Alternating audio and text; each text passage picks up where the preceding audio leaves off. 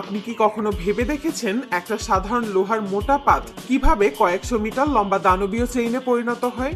যে চেইনগুলো শুধু কোনো ভারী ওজন নেওয়ার জন্য নয়, বরং এগুলো কয়েক হাজার টন ওজনের বিশ্বের সবচেয়ে বড় কার্গো জাহাজগুলোকে ধরে রাখে।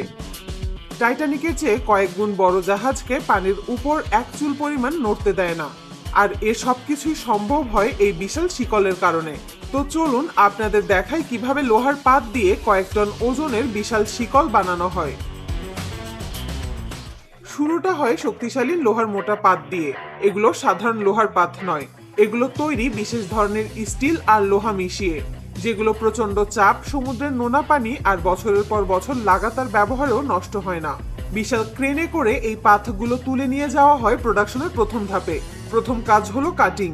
অটোমেটিক লোহা কাটা মেশিন দিয়ে ঠান্ডা অবস্থায় প্রতিটা পাত নির্দিষ্ট মাপে কেটে ফেলা হয়। প্রতিটা কাটা টুকরাকে বলা হয় ইনগট। এক একটা ইনগটের ওজন 100 কেজিরও বেশি।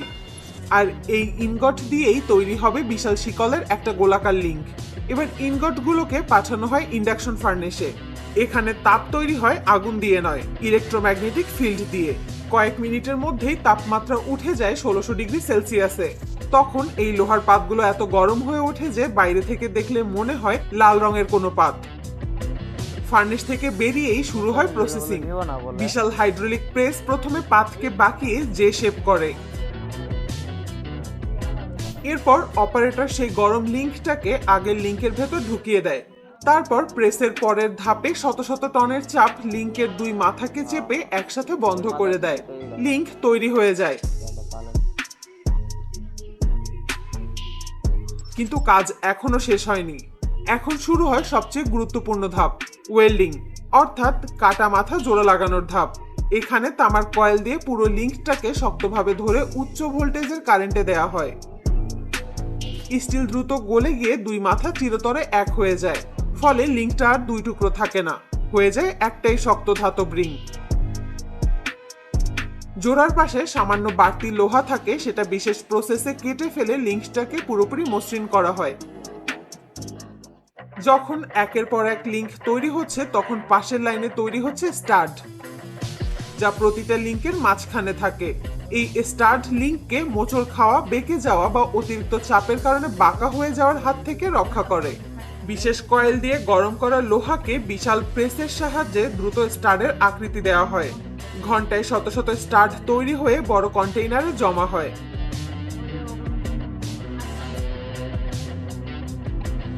ওদিকে লিঙ্কগুলো তখনও গরমে লাল হয়ে আছে। অপারেটর ঠান্ডা স্টাড লিঙ্কের ভেতর ঢুকিয়ে দেয়। গরম লিঙ্ক ঠান্ডা হওয়ার সঙ্গে সঙ্গে সংকুচিত হয়ে স্টাডকে শক্তভাবে ধরে ফেলে। এরপর একজন দক্ষ ওয়েল্ডার স্টাডের দুই পাশেই ওয়েল্ডিং করে দেন, যাতে কোনো পরিস্থিতিতেই স্টাড নড়তে না পারে। লিঙ্কগুলো তৈরি হলেও চেইন সিস্টেম এখনো পুরোপুরি তৈরি হয়নি। বাকি আছে সবচেয়ে গুরুত্বপূর্ণ অংশ, শ্যাকল। এই শ্যাকলই অ্যাঙ্কর আর চেইনকে একসাথে যুক্ত করে, তাই এটা লিঙ্কের চেয়েও বেশি শক্তিশালী হয়। শুরু হয় 265 পাউন্ড ওজনের বিশাল কার্বন স্টিল ব্লক দিয়ে। এই ব্লক কাটতেই লাগে 15 মিনিটের মতো। তারপর ব্লকটাকে ফার্নেসে 2200 ডিগ্রি ফারেনহাইট তাপমাত্রায় কয়েক ঘন্টা গরম করা হয়।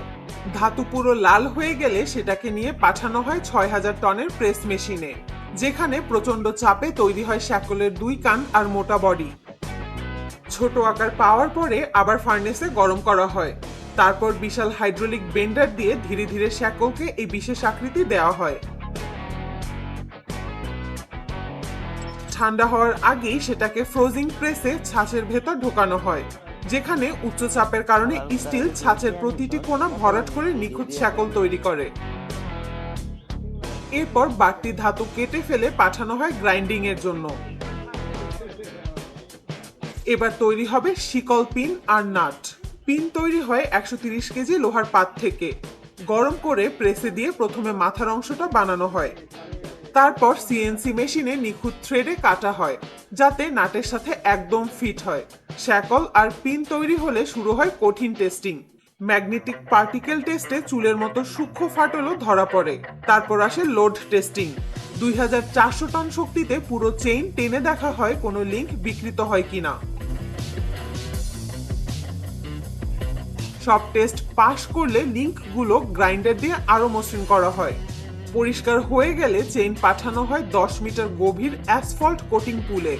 এই কোটিং শেকলের উপর শক্ত লেয়ার তৈরি করে, যা ঠান্ডা পানি, নোনা পানি এবং সমুদ্রের স্রোতে বহু বছর ধরে টিকে থাকে। বিশাল ক্রেন পুরো চেইন সেকশন তুলে কন্টেইনারে পাঠায়। এখান থেকেই তাদের যাত্রা শুরু হয় বিশাল কার্গো শিপের দিকে। আর যখন সমুদ্রের গভীরে নোঙর পড়ে, জাহাজ থেমে যায়, তখনই শুরু হয় এই লোহারূপী দানবের সত্যিকারের কাজ।